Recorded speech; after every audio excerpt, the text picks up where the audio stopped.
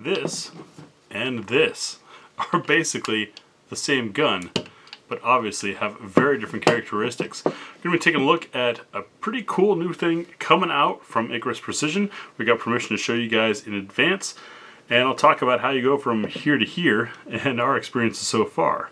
Coming up next on GBGuns.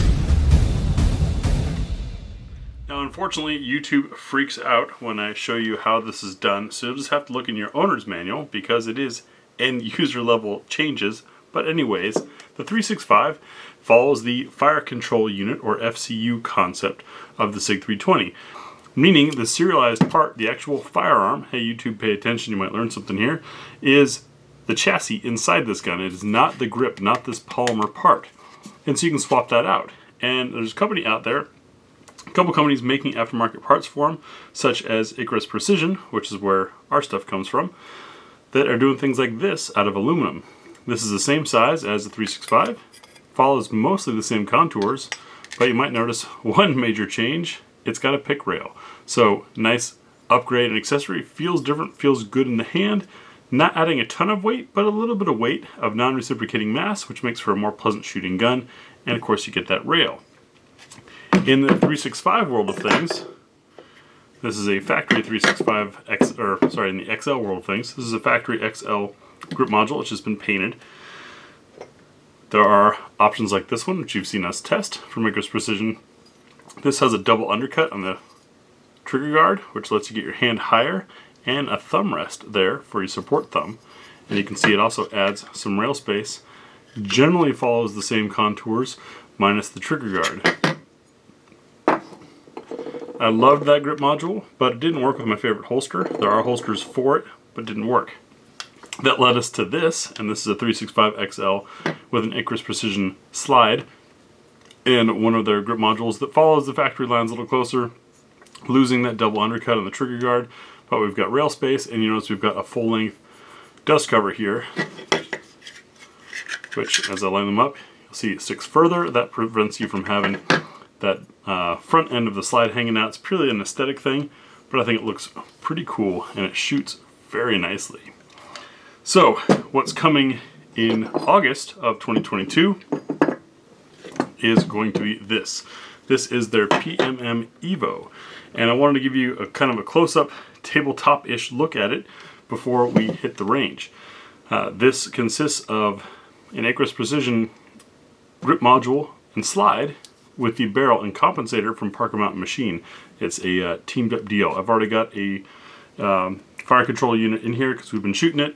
This has been floated around and kind of beta tested by a few folks, so you're not seeing it in factory new condition. In fact, you can see even this magazine base plate, it's had some edges taken off it to help make sure it is going to run in there. Don't worry, you don't need this base plate, but it adds some weight and it's got plenty of spot to grip, so you can grip if need be.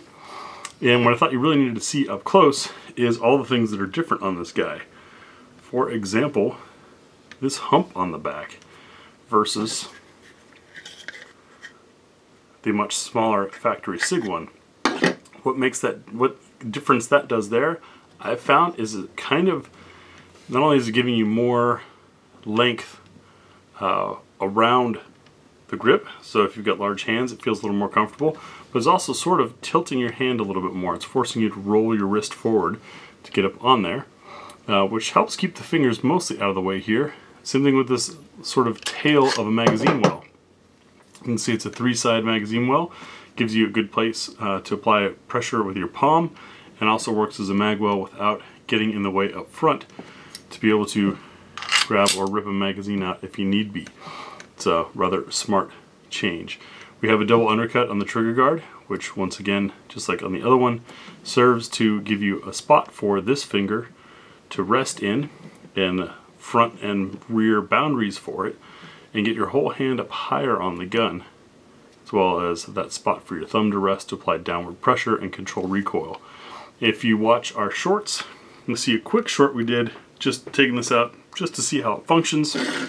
We will take it out and give it a full review, typical shooting impressions GBGuns style, because there's a lot changed on this. We know the fire control mechanism, of course, is going to work, but we have different reciprocating mass with this slide here especially with an optic mounted, and the Parker Mountain Machine compensator. You notice the rail space here. 1, 2, 3, 4, 5 different slots of rail space. The dust cover got plenty long because it's making for a flush fit with that compensator, which I think is pretty cool. So how is this thing going to run? Why would you even do this? Well, it's kind of taken to the extreme, the idea of what all can we do with that little 365 fire control unit. Did notice with this compensator, which is timed perfectly and lines up well, getting it off the barrel is not something you're going to be doing frequently. You're going to want to leave that thing on there. So cleaning it, if you're worried about how you clean with a barrel that you can't quite remove, well, just like this. That lets you run stuff through the edge. And this also gives us a peek at, if I can get the light to hit it right for you. There you go. There's a nice broad throat to that Parker Mountain Machine barrel, which should aid in reliability in feeding all kinds of wild loads. There have been some reports on the internet of this compensator on the 365 having issues with certain loads, so we're going to give it the what's for dinner test and run it through our full battery to see how it does. So what you'll be seeing is, of course, a test of this specific combination, but it was done to work together between Parker Mountain Machine and Icarus Precision. I think it's pretty good looking. Overall, is it silly to take a 365 and make it this big? That's up to you. We've got a full length 365 XL barrel, and we're adding, I don't know, maybe half an inch or so to put a compensator on it. Dust cover to keep everything looking smooth underneath. But other than that, so it's a little bit longer, the grip's a little bit bigger. Overall, it's still a compact package, still a small gun. You're probably coming into overall sizing of a subcompact pistol, but with 15 rounds on tap. You've got compact pistol capacity. Here's a standard SIG 365 XL mag, which you see fits in there nicely. And it gives me a spot for the other half of my pinky finger. So, cool combo. It's, I think, something for those wanting to tinker and take their 365 a little further. Those wanting to have some variety in their shooting experience without necessarily having a bunch of more guns. Doing things like swapping this grip module is pretty easy. You just pop one pin. That's all it takes to swap the feeling of the gun. I'm curious to hear what your thoughts are on this setup. You've seen us run our complete Icarus build before. Not with this setup, not with the Parker Mountain Machine. Is this something that you guys are interested in, tinkering on the 365 side and sort of perfecting the micro compact, or taking the micro compact as far as it can go? Or do you think, it's a gun, I carry it? I'm really curious to know how many of you are looking into this. You know, when Glocks were a thing 10 years ago or so, that was all the rage. Everyone bought a Glock knowing it wasn't going to be great. It would be reliable, but nothing else about it would be great. And then spending time and money tinkering with it to make it their own. I think now we're in the era of that happening with SIGs. So let me know what your thoughts are on this thing, and we'll see you in the shooting impressions video.